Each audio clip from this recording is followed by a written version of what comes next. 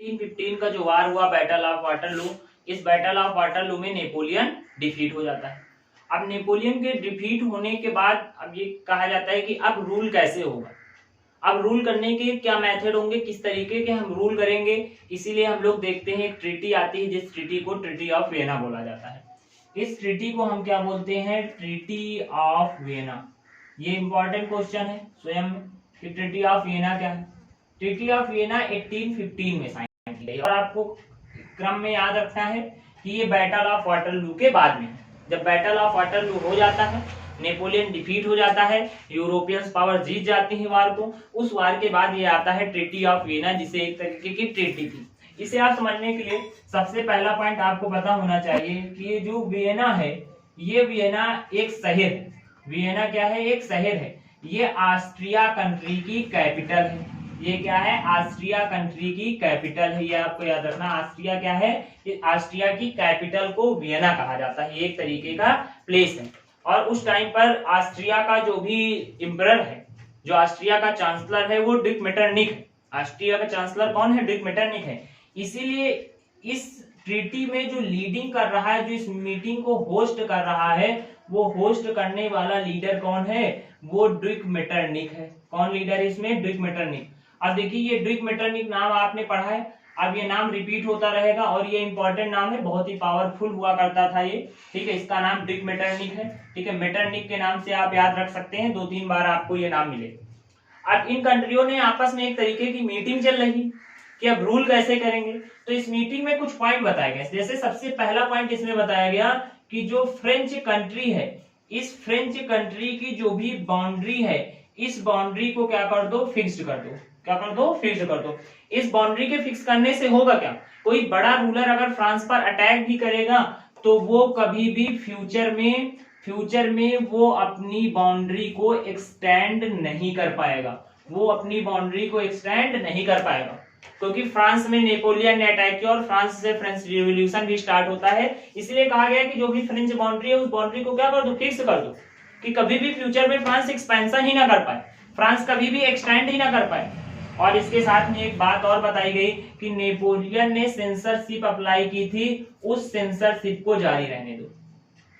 Censorship को हटाने की बात नहीं कही गई, कहा गया कि सेंसरशिप को कंटिन्यू रखो, कि किंग को पहले भी नहीं अपोज किया जा रहा था, अब अगर हम रूल करेंगे, यहाँ पर यूरोपियंस पावर के रूलर्स रूल करेंगे, तब भी सेंसरशिप होगी।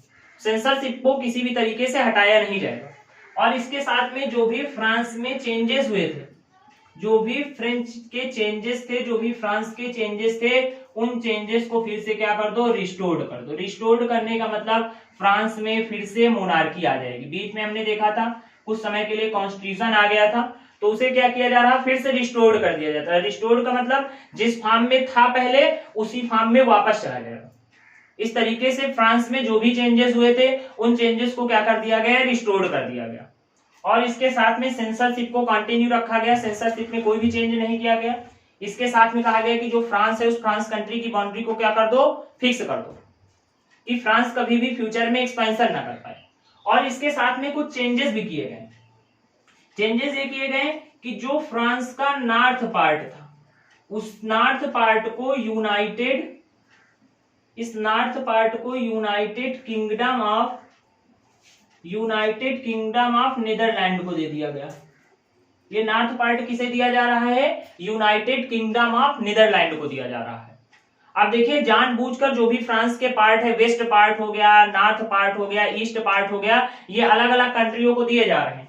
अगर हम बात करें वेस्ट पार्ट की, तो ये वेस्ट डायरेक्शन का पार्ट हुआ करता था, इसे पर्सिया को दे दिया गया।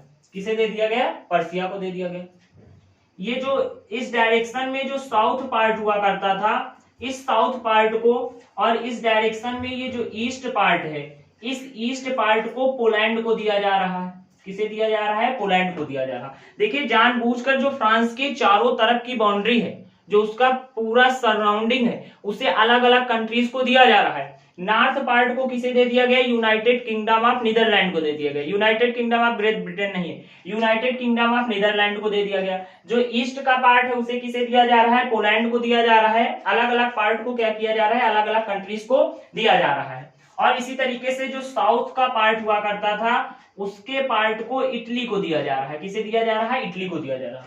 चारों तरफ से, चारों डायरेक्शन से, ईस्ट वेस्ट नॉर्थ साउथ, ये जो चारों डायरेक्शन है, हर एक डायरेक्शन से क्या किया जा रहा है? इसे बंद किया जा रहा है पूरी तरीके से। इटली में जो जेनेवा हुआ करता था, याद रखिए, इस जेनेवा को क्या कर दिया गया? साउथ डायरेक्शन की तरफ से बना दिया गया। यहाँ पर साउथ डायरेक्शन दे दिया गया इटली को, कि पूरी तरीके से हम फ्रांस को क्या करें? कैप्चर कर लें चारों तरफ से। तो ये पॉइंट ट्रीटी ऑफ वियना में बताए गए थे। इसमें ये दो पॉइंट इंपॉर्टेंट है कि इसको होस्ट कौन कर रहा था, लीडिंग कौन कर रहा था, तो आपको याद रखना ड्यूक मेटरनिक है।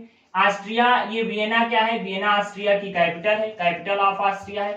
फ्रांस की बाउंड्री को फिक्स्ड कर दिया गया, जिससे फ्रांस कभी भी फ्यूचर में एक्सटेंड ना कर पाए, ये पॉइंट भी आपको याद रखना है। सेंसरशिप को कंटिन्यू किया गया, सेंसरशिप में कोई जो फ्रांस में चेंजेस हुए थे उन चेंजेस को क्या कर दिया गया? फिर से रिस्टोर्ड कर दिया गया, मतलब चेंजेस नहीं होंगे, जैसा फ्रांस पहले था उसी तरीके से होगा। इस तरफ फ्रांस के नॉर्थ पार्ट को नीदरलैंड को, ईस्ट पार्ट पोलैंड को, वेस्ट पार्ट पर्सिया को और साउथ पार्ट इटली को, इटली के जेनेवा को दे दिया गया, जेनेवा पार्ट को। इस तरीके से ये ट्रीटी ऑफ वियना में हमें चेंजेस देखने को मिले। अब हम देखते हैं इस ट्रीटी ऑफ वियना के बाद ये जो भी चेंजेस आए, इसके बाद ये जो कॉन्स्टिट्यूशन था उसमें क्या क्या चेंजेस आए और क्या क्या चेंजेस लाए गए, ठीक है, जिसके लिए हम लोग टॉपिक पढ़ते हैं कॉन्स्टिट्यूशन आफ्टर 1815। ठीक है, क्या टॉपिक है इसके बाद? देखिए, इस टॉपिक का नाम है new constitution, new constitution after 1815, after 1815। 1815 इसलिए बोला गया क्योंकि इस 1815 ईयर में कुछ बड़े चेंजेस आ रहे हैं। ट्रीटी ऑफ वियना देखने को मिली, नेपोलियन को डिफीट कर दिया गया। इसके बाद इसलिए ये जो चेंजेस आए उन चेंजेस को आपको याद रखना है, क्या क्या चेंजेस हुआ करते थे। जैसे इस चेंजेस में मॉडर्न प्रिंसिपल को लाया गया, जो भी मॉडर्न प्रिंसिपल थे उन पर ध्यान दिया गया, उनको एक्सपैंड करने की बात कही गई। जो भी नए इंस्टीट्यूशंस थे उन इंस्टीट्यूशंस का क्या किया गया? सेटअप किया गया, ठीक है, उनके सेटअप पर ध्यान दिया गया, उनके सेटअप के एक्सपेंशन से रिलेटेड बात की गई, ठीक है। यही सारे कुछ चेंजेस हुआ करते थे। कुछ ट्रेडिशनल इंस्टीट्यूशंस बनाए गए, ठीक है, ट्रेडिशनल ट्रेड से रिलेटेड ट्रेडिशनल इंस्टीट्यूशंस का सेटअप किया गया। इस तरीके से कुछ चेंजेस हुआ करते थे। अब देखिए, न्यू कॉन्स्टिट्यूशन ऑफ 1815 आफ्टर 1815 हमने देख लिया, लेकिन इसी कॉन्स्टिट्यूशन के बाद और इस ट्रीटी ऑफ वियना के बाद कुछ लोग ऐसे थे जो ट्रीटी ऑफ वियना को बिल्कुल नहीं पसंद करते थे। जो ट्रीटी ऑफ वियना में चेंज किए गए थे उन्हें पूरी तरीके से पसंद नहीं करते थे, और जो लोग इसे अपोज करते थे, ये जो मोनार्की इस्टेब्लिश्ड हुई है आफ्टर 1815, उन्हीं का नाम बोला गया कंजर्वेटिव। क्या बोला गया? कंजर्वेटिव। जैसे सॉरी, उनका नाम बोला गया रिवोल्यूशनरीज। क्या बोला गया नाम उनका? रिवोल्यूशनरीज। रिवोल्यूशनरीज की अगर हम बात करें तो रिवोल्यूशनरीज की डिफिनेशन में आपको याद रखना है, committed to oppose monarchies established after Vienna congress. इसमें डिफिनेशन में आपको याद रखना है, committed to oppose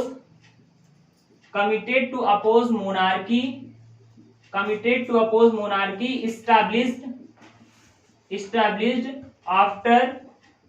established after Vienna congress या treaty of Vienna. Vienna congress इसलिए बोला जा रहा है क्योंकि कांग्रेस का मतलब होता है ग्रुप, तो उन्हें क्या बोला जा रहा है? रिवोल्यूशनरीज बोला जा रहा है। ऐसे लोग जो अपोज करते हैं उस मोनार्की को, जिस मोनार्की को एस्टैब्लिश्ड किया गया है आफ्टर ट्रीटी ऑफ वियना या आफ्टर वियना कांग्रेस, ऐसे लोगों को रिवोल्यूशनरीज बोला जाता है। इस रिवोल्यूशनरीज में सबसे पहले जो आते हैं उनका नाम है जोसेफ मजीनी। क्या नाम है इनका? जोसेफ मजीनी। इनसे रिलेटेड आपको कुछ पॉइंट याद रखने हैं। सबसे पहला पॉइंट, इनका जो बॉर्न है वो इनका बॉर्न 1807 में हुआ है। बॉर्न कब हुआ है? 1807 में इटली में हुआ है। और अभी आपने देखा है जिस पार्ट को हमने बताया था कि उस पार्ट को इटली को दिया जा रहा है, जेनेवा वाला जो पार्ट है फ्रांस के साउथ डायरेक्शन में, उसी जेनेवा में ही इनका जन्म हुआ है। कहाँ जन्म हुआ है इनका? जेनेवा में जन्म हुआ है। इनका जन्म कहां पर हुआ है? जेनेवा में जन्म इनका हुआ है। ईयर क्या है? 1807। ईयर क्या था? 1807।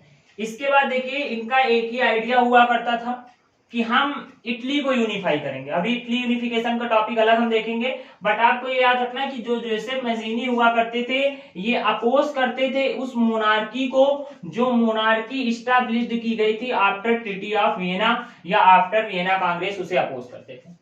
इसके बाद 1831 में लिगुरिया प्लेस है, लिगुरिया में कुछ रिवॉल्यूशंस होते हैं और उस रिवॉल्यूशन में जोसेफ मसीनी जी अटेम्प्ट करते हैं, उसमें पार्टिसिपेट करते हैं और जब पता चलता है रूलर को कि इन्होंने पार्टिसिपेट किया तो इन्हें पनिश दी जाती है और इन्हें एग्जाइल की पनिश दी जाती है। एग्जाइल की पनिश का मतलब हुआ देश से बाहर कर देना, देश निकाला, ठीक है, इसे देश से बाहर कर दिया जाता है, इटली कंट्री से बाहर कर दिया जाता है। जब इन्हें इटली कंट्री से बाहर किया जाता है तो ये दो अलग अलग कंट्रियों में रहते हैं और दो अलग अलग कंट्रियों में रहते समय ये दो अलग अलग तरीके की सीक्रेट सोसाइटी बनाते हैं। ये सोसाइटी बनाई जा रही थी, गिउसेपी मजीनी जी, जोसेफ मजीनी जी बना रहे थे अपने एम के लिए। यूरोप में ये जो रिवॉल्यूशनरीज का आइडिया है, इस आइडिया को इस्टेब्लिश करने के लिए, एक्सपेंशन करने के लिए और मोनार्की को अपोज करने के लिए। इसीलिए 2 पॉइंट आपको याद रखना। एक, इन्होंने सीक्रेट सोसाइटी बनाई, उसका नाम है यंग यूरोप। ये young Europe secret society burn में बनाई थी। कहां पर बनाई थी? बर्न। और ये जो बर्न है ये कैपिटल है स्विट्जरलैंड की। बर्न क्या है? स्विट्जरलैंड की कैपिटल। और एक दूसरी सीक्रेट सोसाइटी बनाई है यंग इटली। ये यंग इटली सीक्रेट सोसाइटी मार्साइल्स में, और ये प्लेस कहां पर है? फ्रांस में। फ्रांस की कैपिटल नहीं है पर है कहां पर? फ्रांस में। ये रिवॉल्यूशनरीज से रिलेटेड याद रखना, यंग यूरोप बनाई गई है बर्न में और ये स्विट्जरलैंड की कैपिटल है। ये क्या है? स्विट्जरलैंड की कैपिटल है। और यंग इटली बनाया गया, ये कहां पर? ये मार्साइल प्लेस है, ये कहां पर है? फ्रांस की कैपिटल। ये याद रखना। इसके साथ में गिउसेपी मजीनी जी का एक स्टेटमेंट है, वो स्टेटमेंट गिउसेपी मजीनी जी का थोड़ा सा इंपॉर्टेंट स्टेटमेंट है। इस स्टेट में गिउसेपी मजीनी जी ने क्या बोला है? आपको एनसीईआरटी की लैंग्वेज में स्टेटमेंट पूरा बता दिया जाता है।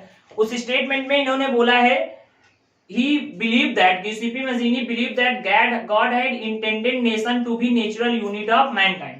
इन्होंने कहा कि जो भी गॉड हैं वो चाहते हैं कि हम लोग यूनिटी में रहें। God and intention nation to natural unit of mankind. ये यूनिटी पर बिलीव करते हैं। गॉड का मानना ऐसा है कि हम लोगों को यूनिटी में रहना चाहिए। ये ऐसा एक स्टेटमेंट इनका हुआ करता था। उसके बाद ये लास्ट पॉइंट आपको याद रखना है इस टॉपिक से रिलेटेड, कि जो मेटरनिक हुआ करते हैं, जैसे मेटरनिक का नाम आप एक बार पढ़ चुके हैं, अब दोबारा मेटरनिक का नाम आप सुन रहे हैं। ऑस्ट्रिया का चांसलर है, वियना कांग्रेस में इसने लीडिंग की है, पावरफुल है। इस मेटरनिक ने गिउसेपी मजीनी जी को कहा क्या? इन्होंने मजीनी जी को कहा कि मजीनी जो है ये मोस्ट डेंजरस इनमी है, most dangerous enemy of our social order, of our social order, of our social order. ऐसा इसलिए कहा क्योंकि मजीनी जी का आइडिया था यूनिफिकेशन इन इटली। उनका एक ही एम हुआ करता था कि इटली को हम क्या करेंगे? पूरी तरीके से यूनिफाई कर देंगे, जो अलग अलग पार्ट में डिवाइड है। और ये जो है ना मेटरनिक, इन मेटरनिक ने ही नॉर्थ पार्ट को कैप्चर किया हुआ था इटली के, तो इसीलिए इन दोनों लोगों में अपोजिशन वाली कंडीशन थी। इसीलिए मेटरनिक क्या करते हैं? गिउसेपी मजीनी जी को अपोज कर रहे हैं और कह रहे हैं कि मोस्ट डेंजरस इनमी है हमारे सोशल ऑर्डर के, हमारे समाज के एक बड़े शत्रु हैं, हमारे समाज के क्या है? एक बड़े दुश्मन। तो इस तरीके से हमने इस टॉपिक को कंप्लीट कर लिया। इसके बाद जो नेक्स्ट टॉपिक होगा, जो थर्ड टॉपिक है, वो है एज ऑफ रिवॉल्यूशन। इसके बाद नई क्लास में हम एज ऑफ रिवॉल्यूशन 1813 टू 1848 पढ़ेंगे। वीडियो अगर आपको अच्छा लगा है तो आप लाइक कर लीजिए और ज्यादा से ज्यादा लोगों को शेयर कर लीजिए। अगर आपने अभी तक चैनल को सब्सक्राइब नहीं किया है तो आप चैनल को सब्सक्राइब कर लीजिए। नेक्स्ट टॉपिक हम लोग पढ़ेंगे अगले वीडियो में। Thank you class.